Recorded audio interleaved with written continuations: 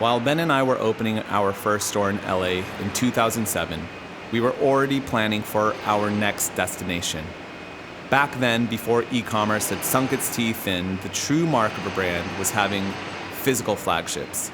San Francisco made sense.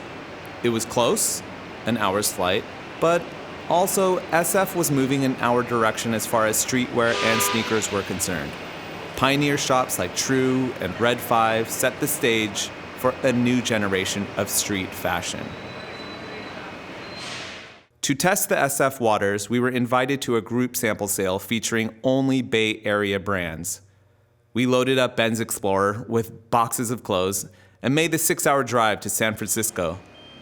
The morning of the show, we pulled up to the warehouse and saw a line around the block.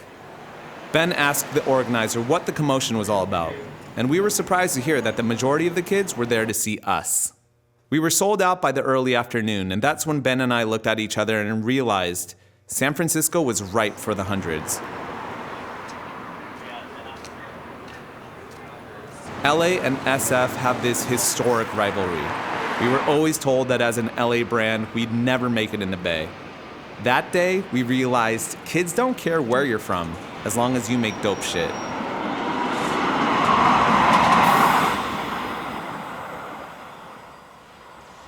We started making more trips to the city. It was a good 3 or 4 visits before Ben found our new home, what used to be an old uniform shop. Post and Taylor sat right on the outskirts of San Francisco's busy shopping mecca of Union Square. Huff was around the block on Sutter. Goyard was the nearest store down the hill. We hired our friends Tyler and Spencer to help design the shop. They worked on our first store in LA and knew that for the hundreds, narrative and storytelling were most important.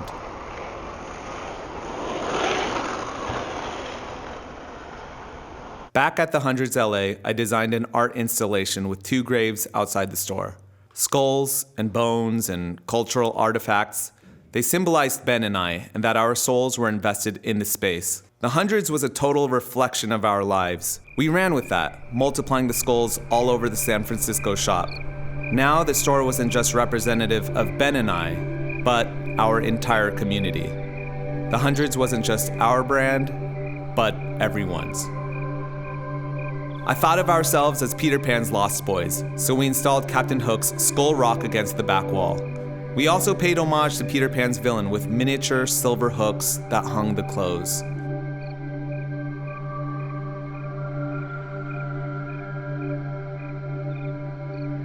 I wanted the store to feel like a theme park ride. Our retail mantra is that we don't build stores, we build stories. The Pirates of the Caribbean's boats inspired the accessories showcase, and on opening day we played roller coaster sounds around the store to mimic the anxious feeling of waiting in line for a ride. There's a through line of timelessness in our brand. We don't want to be pegged to embarrassing trends or have our clothes time-stamped by a specific era. I want our clothes to make as much sense in 10 years as it does today. Same for our flagship stores. So in designing our shops, we took the timelessness literally. The 100 San Francisco is both past and future. One half of the store is dedicated to Stanley Kubrick's 2001 Space Odyssey. There's even a monolithic mirror. The rest of the store is encased in rock. It feels almost prehistoric, like you can smell the dampness of the earth. Little known fact, the rock was molded from the quarry where the gold rush started over 100 years ago. Streetwear at the time felt like a new gold rush to us. Opening day, March 20th, 2008. Kids camped out overnight. We dropped a hieroglyphics collab as well as a tee with Benny Gold, who was also our first customer. We were literally building up until the moment the $15,000 bomb-proof door slid open. I think in the end, this store cost us over $500,000 to build. It was worth every penny. Man, you guys gave me an opportunity to work here. Man, you guys did a lot for me, but just meeting the people here. We had a very good following up in San Francisco. We had families coming through. It's like they were my extended family. It's heartbreaking, honestly. It's bittersweet at the same time, you know, seeing like one of your favorite stores just gone away. You know, just starting from 2008, coming here, buying my first crew neck. It feels. Yeah, I think just like the community, like, because I mean, the people all in here, they always brought, different people to the shop to like hang out and come shop. And so we would always, be here with, different people. And it was just like a community. So it was great. I guess we're different, Not everybody gets us, when like people from my high school would look at me like, oh, what do you do? Oh, I work for the hundreds. They're like, the fuck is that? Like, that's stupid, whatever. But they don't really know, like, about the brand and the culture and the community it brings. Hi. And yeah, the hundreds has been really, really good to me. Yeah. Those are things I don't think I'll ever forget, the people that we met here and hung out with. Like I've been telling people all weekend now, like, when Bobby and I opened up this shop, we were really young. We were in our 20s. And to build such a shop when we were so young, we were so naive, didn't know you're not supposed to spend this much money building a store. And, you need to build a store with light in it. You can't build a store so people shop in the dark. But, going through that whole process and having the store here and, meeting all the people we've met, having all the events, having all the releases, having a store in Union Square for 10 years, these are all things I'll never forget. Thank you guys just for being there for all these years and showing me that you guys could understand what was going on outside of just wanting to buy a t-shirt or a hoodie or a jacket, and that there was thought behind it, and kind of your way of reminding us that we have the ability to have revolution and revolt, and we can do it with a simple graphic or a statement, and it doesn't necessarily have to be as profound and in your face. It can be subtle, and it can be everybody on the same page, uniting people from a ton of different backgrounds. Like, I never felt different. I never felt like I didn't fit into the hundreds. I felt like every single person had a place in this brand, and that was important to me. Parting words for San Francisco, I don't know. It's not like you guys are going away. You guys are still going to have a presence here. Walking around, I still see, hundreds of products out there. And every time someone that comes to my shop to wearing hundreds, I always welcome them with open arms.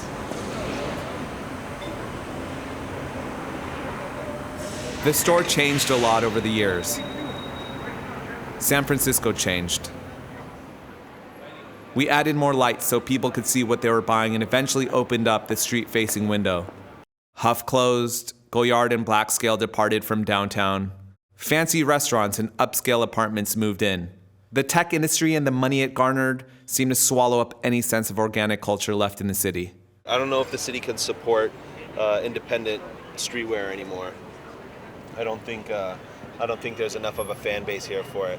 And then all of a sudden, some big brand will come open up in San Francisco and change everything. But for the time being, I don't know if the city can support, small independent streetwear.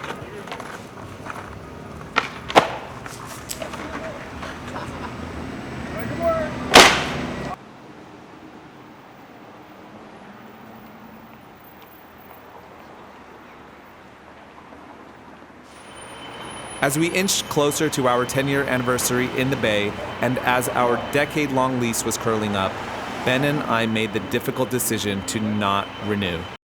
Are you sad to close Post? My friends ask in earnest. Of course. Post was a significant chapter in my life, and I couldn't tell the Hundreds story without it. But like the store, the Hundreds is both past and future. In the spirit of timelessness, it's time to move onwards to what's next. I'm really proud of us. 10 years is a tall order, especially in this retail climate. How many stores today will last the next 10? We weren't supposed to make it in San Francisco. Not 10 years, not one, not even one day. We were counted out from the start, but we had something to say. Thank you, San Francisco, for listening for all these years.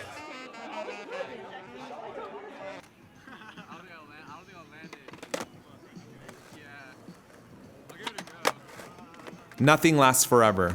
Not streetwear stores, not even cities, but stories stay with us, especially the timeless ones. And I hope to tell the 100 San Francisco story time and again. I hope you tell it too.